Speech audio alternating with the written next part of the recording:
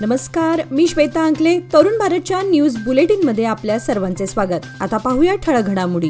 कर्नाटक विधिमंडळाच्या आगामी हिवाळी अधिवेशनाची तयारी पाहण्यासाठी विधानसभा अध्यक्ष युटी खादर आणि विधान परिषद अध्यक्ष बसवराज होरट्टी यांनी आज हलगा येथील सुवर्ण विधान सौधला भेट दिली व संपूर्ण परिसराची पाहणी करून अधिकाऱ्यांशी चर्चा केली. अधिवेशन सुरळीत करण्यासाठी सर्व प्रकारची पावले उचलण्यात आली आहेत. अधिवेशन डिसेंबरमध्ये होणार हे नक्की झाले असून त्याची तारीख 9 डिसेंबर ते 22 डिसेंबर असा हा कालावधी असणार आहे. काँग्रेस अधिवेशन व इतर कार्यक्रम तयार होत असून आमदार भवनच्या बांधकामासाठी योग्य प्रस्ताव तयार करून मुख्यमंत्र्यांशी चर्चा केली जाईल. यावेळी आमदार आसिफ सेठ, विधानसभा सचिव MK विशालाक्षी, विधान परिषदेच्या सचिव महालक्ष्मी, जिल्हाधिकारी मोहम्मद रोशन, जिल्हा पंचायत मुख्य कार्यकारी अधिकारी राहुल शिंदे, जिल्हा पोलीस अधीक्षक डॉक्टर भीमाशंकर गुळेद, DCP रोहन जगदीश आदी उपस्थित होते. रिअल इस्टेट व्यवसाय करणाऱ्या संतोष दुंडाप्पा पद्मण्णावर वय 46 राहणार अंजनेय नगर यांच्या संशयास्पद मृत्यू प्रकरणी मुलीने दिलेल्या फिर्यादीवरून प्रकरणाचा उलगडा झालाय. हा नैसर्गिक मृत्यू नसून खून केल्याचं पोलीस तपासात उघड झालंय. मृत संतोष दुंडाप्पा पद्मण्णावर याच्या पत्नीनेच आपल्या फेसबुक फ्रेंडच्या मदतीने खून केल्याचं पोलीस तपासात उघड झालं आहे. आरोपीला पोलिसांनी हुबळी येथे अटक करून बेळगावमध्ये आणल्यानंतर वैद्यकीय तपासणी करण्यात आली. बेळगाव शहर पोलीस आयुक्त याडा मार्टिन यांनी हे प्रकरण गांभीर्याने घेत मृत संतोषच्या मुलीने दिलेल्या तक्रारीच्या आधारे माळ मारुती पोलीस स्थानकाचे CPI काली मिर्ची यांच्या नेतृत्वाखालील पथकाने आरोपींना अटक करण्यात यश मिळवले. सर्व आरोपींची रवानगी हिंडलगा कारागृहात करण्यात आली आहे. उत्तर कर्नाटकातील नागरिकांच्या पिण्याच्या पाण्याचा प्रश्न लवकर सोडवण्यासाठी व कळसा भांडुरी नाला जोडणी प्रकल्प लवकरात लवकर पूर्ण व्हावा यासाठी आज जिल्हाधिकारी कार्यालयावर मोर्चा काढण्यात आला. यावेळी आंदोलनात महिलांनी जोरदार आवाज उठवला. गेल्या 60 वर्षांपासून सरकार प्रयत्न करत आहे, पण इतक्या प्रदीर्घ काळानंतरही हा प्रकल्प अद्याप पूर्ण अवस्थेत आलेला नाही. यासाठी हा प्रश्न लवकरात लवकर मार्गी लावा अशी जिल्हाधिकाऱ्यांकडे निवेदनाद्वारे मागणी करण्यात आली. यावेळी अध्यक्ष त्रिवेणी पटात, सुभाष दुधाळे, शिवानंद मेटी, दुधाप्पा पाटील, विद्या कालकुंद्रीकर, प्राजक्ता कालकुंद्रीकर, तेजश्री पायन्नावर, मनोहर कालकुंद्रीकर, सदाशिव हिरेमठ तसेच असंख्य नागरिक आणि महिला मोठ्या संख्येने उपस्थित होते. बेळगाव तालुक्यातील देसूर गावामध्ये ऐन पावसाळ्यात पाणी टंचाई निर्माण झाली आहे. राज्यात एकीकडे मुसळधार पावसामुळे सर्वत्र पाणीच पाणी, तर दुसरीकडे पिण्याच्या पाण्यासाठी वणवण फिरावं लागत आहे. मागील अनेक दिवसांपासून या परिसरात पाण्याची समस्या निर्माण झाली आहे. पाण्याची समस्या दूर करण्यासाठी सामाजिक नेते गोविंद टक्केकर यांनी पुढाकार घेत टँकरने पाणी पुरवठा सुरू केलाय. झाडशहापूर, येळडूर, सुळगा, राजहंसगड आदी गावांना ट्रॅक्टरने पाणी पुरवठा करून तहान भागवली आहे. सामाजिक नेते गोविंद टक्केकर यांनी अनेक टँकरद्वारे या भागात पाण्याचा पुरवठा केल्याने नागरिकांना मोठा दिलासा मिळालाय. महाराष्ट्रात होणाऱ्या विधानसभा निवडणुकीच्या पार्श्वभूमीवर महाराष्ट्र कर्नाटक राज्याच्या सीमेवर चेक पोस्ट नाके उभारले आहेत. या नाक्यावर पोलीस आणि गृहरक्षक दलाचे जवान बंदोबस्तासाठी नियुक्त करण्यात आले आहेत. निवडणूक आयोगाच्या निर्देशानुसार महाराष्ट्र कर्नाटक हद्दीवर चेक पोस्ट उभारण्यात आले असून या चेक पोस्टद्वारे निवडणुकीदरम्यान वाहतुकीच्या माध्यमातून होणाऱ्या गैरप्रकारांवर नजर ठेवण्यात येणार आहे. महाराष्ट्राच्या विधानसभा निवडणुकीसाठी 20 नोव्हेंबर रोजी मतदान तर 23 नोव्हेंबरला मतमोजणी होणार आहे.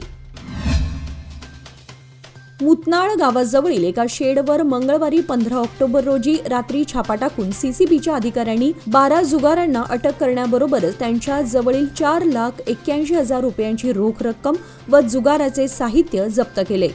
CCBच्या अधिकाऱ्यांनी गेल्या मंगळवारी 15 ऑक्टोबर रोजी रात्री मुतनाळपासून हिरेबागेवाडी टोल नाक्याकडे जाणाऱ्या सर्व्हिस रस्त्याला लागून असलेल्या एका शेडवर छापा टाकून 12 जुगारांना अटक केली. तसेच त्यांच्या जवळून 4,81,000 रुपयांची रोकड व जुगाराचे साहित्य जप्त केले.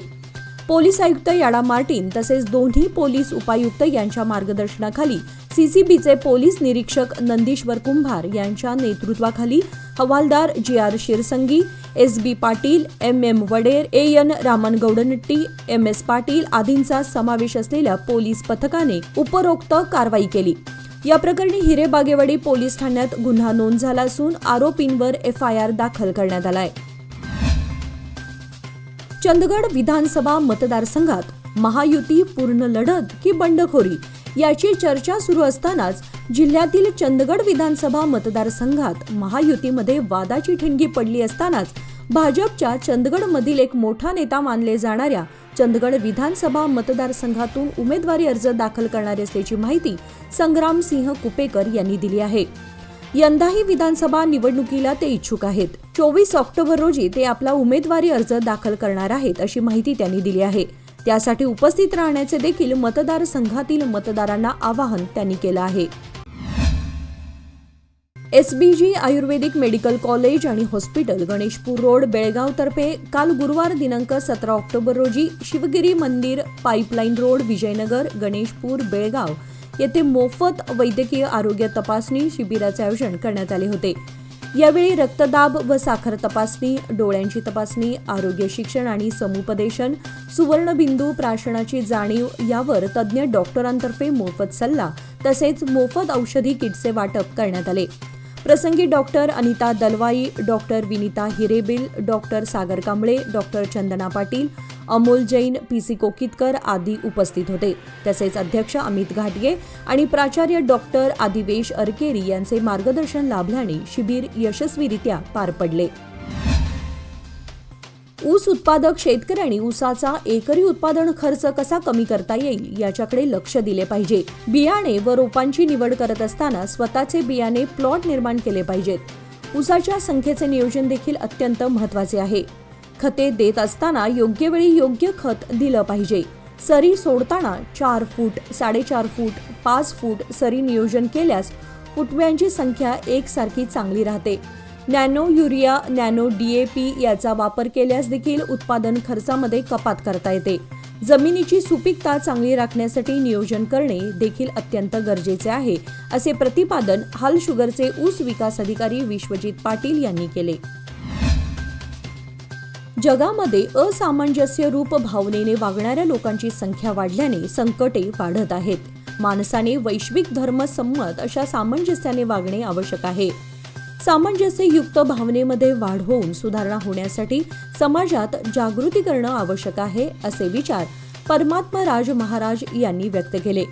श्री क्षेत्र आडी तालुका निप्पाणी येथील संजीवनगिरी डोंगरावरील श्री दत्त देवस्थान मठाच्या वतीने आश्विन पौर्णिमेनिमित्त सर्वेज्य सांस्कृतिक भवनामध्ये आयोजित प्रवचन कार्यक्रमात ते बोलत होते. शहरात 24 तास पाणी पुरवठ्यासाठी L&T कंपनीकडून प्रयत्न सुरू आहेत. यासाठी शहरातील विविध भागामध्ये जलवाहिन्या घातल्या जात आहेत. रामलिंगखिंड गल्लीमध्ये खोदाई करून जलवाहिनी घालण्याचे काम युद्धपातळीवर सुरू आहे. ज्या ठिकाणी 24 तास पाणी पुरवठ्याची जलवाहिनी नाही त्या ठिकाणी या कामाला प्राधान्य दिलं जात आहे. दक्षिण भागातील वडगाव, शहापूर, भारतनगर, खासबाग, राणी चन्नम्मानगर, जुने बेळगाव, टीचर्स कॉलनी आदी भागातील काही ठिकाणी 24 तास पाणी पुरवठ्यासाठी जलवाहिन्या घालण्यात आल्या आहेत.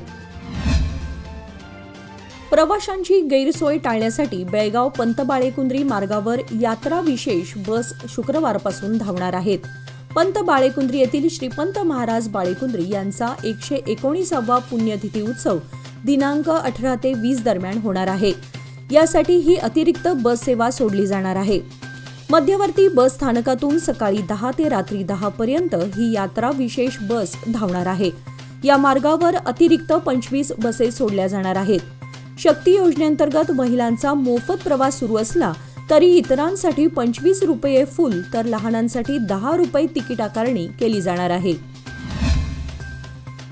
गेल्या काही दिवसांपासून परतीच्या पावसाने थैमान घातलं आहे. उत्तर आणि दक्षिण कर्नाटक भागातील काही जिल्ह्यांमध्ये 21 ऑक्टोबर पर्यंत पाऊस होणार असल्याचा अंदाज हवामान खात्याने वर्तवला आहे. 18 आणि 19 ऑक्टोबर रोजी बेळगावसह कारवार, धारवाड, हावेरी, गदग, मंगळूर, उडुपी या 7 जिल्ह्यांना येलो अलर्ट देण्यात आलाय. मुसळधार पावसाविषयी राज्य हवामान विभागाचे तज्ज्ञ CS पाटील यांनी माहिती दिली. बेळगावसह 7 जिल्ह्यांसाठी शुक्रवार आणि शनिवारी येलो अलर्ट देण्यात आलाय, तर तुमकूर, शिमोगा, हासन, चिक्कमंगळूर या जिल्ह्यांना ऑरेंज अलर्ट देण्यात आला आहे. चिक्कमंगळूर, चिक्कबळ्ळापूर, बेंगळूर शहर, बेंगळूर ग्रामीण, म्हैसूर, मंड्या, हासन या जिल्ह्यांमध्येही पाऊस होणार असल्याचं हवामान खात्याने सांगितलं आहे. याचबरोबर आजचे बातमीपत्र इथे संपले. अधिक माहिती आणि ताज्या घडामोडींसाठी पाहत रहा तरुण भारत न्यूज चॅनल. तसेच आमच्या चॅनलला लाईक, शेअर आणि सबस्क्राईब करायला विसरू नका. आणि विश्वासार्ह बातम्यांसाठी दररोज वाचा दैनिक तरुण भारत. धन्यवाद.